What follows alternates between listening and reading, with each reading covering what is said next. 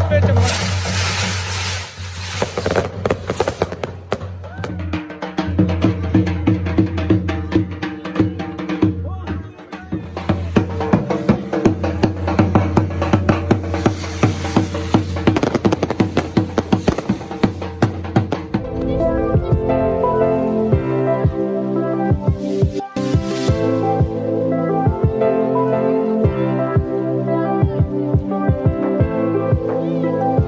अस्सलाम वालेकुम दोस्तों, कैसे आप सब। उम्मीद करता हूँ आप सब खैरियत से होंगे, फिट फाट होंगे। तो रिजवान की शादी तो आप पहुंची, आप देख रहे हैं कि मेहंदी का सेटअप लग रहा है और ये दरवेश खड़े हैं। ये बार बार मुझे कह रहे हैं कि यार मुझे व्लॉग में लेके आओ।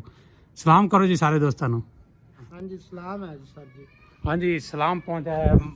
अली वो सामने बैठा है, पीछे देखो ओ, बहुत गुलाब। फूलों वाला अभी नहीं आया, अभी स्टेज बनेगा सारा बैकग्राउंड पे। अभी काम हो रहा है, दिन है, अभी टाइम है तो काम शुरू है।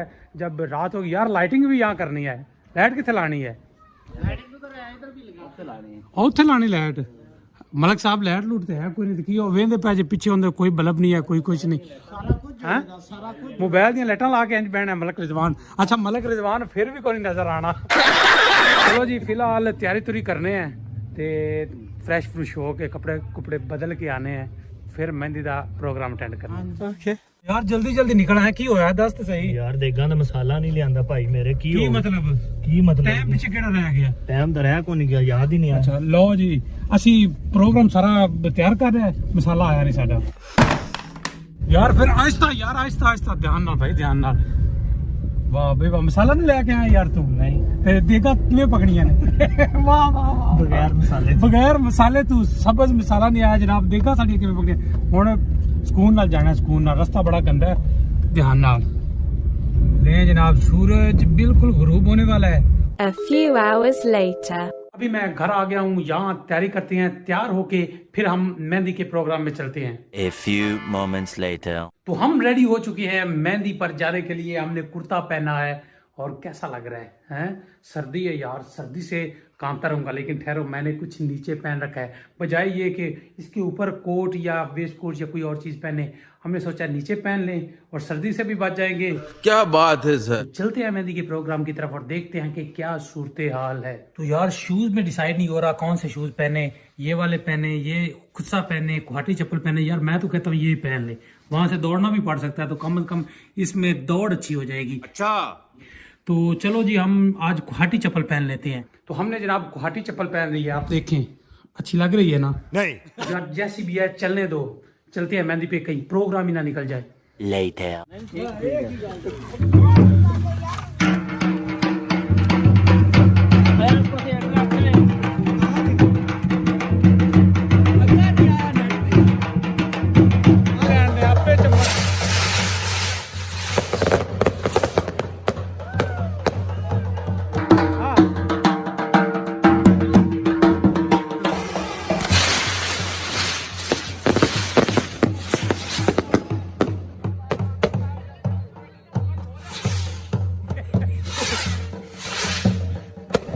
माशाल्लाह माशाल्लाह, दूल्हा आ गया दूल्हा। वाह वाह वाह, क्या बात है।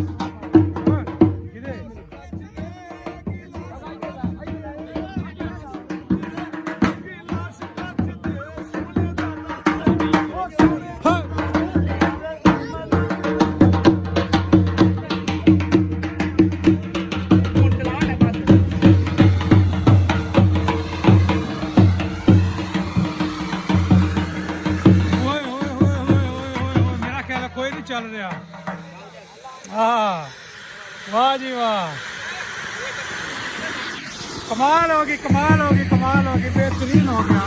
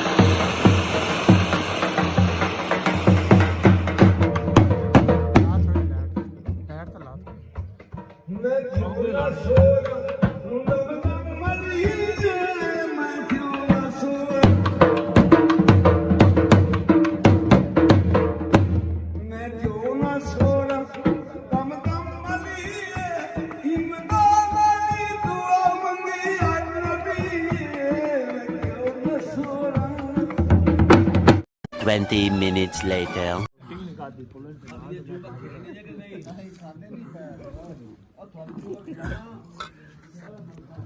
ਉਹ ਖਿਡਾਣੇ ਸਬਰ ਕਰ ਇਹਨਾਂ ਨੇ ਕਿਹੜਾ ਵਾਲਾ ਹੁੰਦਾ ਖਾਣੀ ਬਸ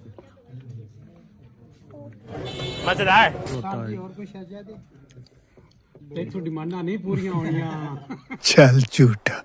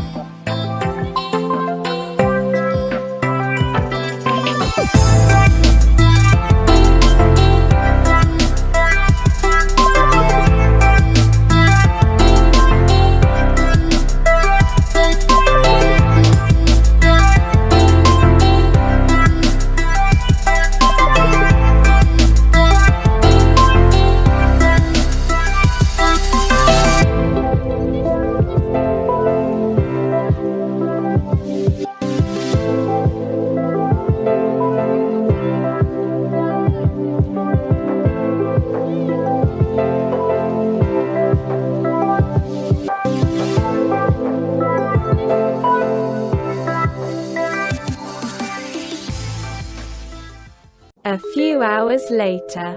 ओह तो जनाब इस वक्त 2 बज चुके हैं रात के, काफ़ी देर हो गई है चूँकि मेहंदी का प्रोग्राम भी देर से शुरू हुआ था। तो अभी हम फ्री होके घर पहुंचे हैं, रेस्ट करते हैं, थक गए हैं, काफ़ी हल्ला गुला हुआ है यार। आतिशबाजी की वजह से इतना जहरीला धुआं था कि गला ख़राब हो गया है। तो आज का व्लॉग हम यहीं पर एंड करते हैं। उम्मीद है आपको वीडियो पसंद आई होगी। वीडियो पसंद आई है तो वीडियो को लाइक करें, वीडियो को शेयर करें और चैनल को ज़रूर सब्सक्राइब करें। आप सब देखने वालों का बहुत शुक्रिया। अल्लाह हाफिज़।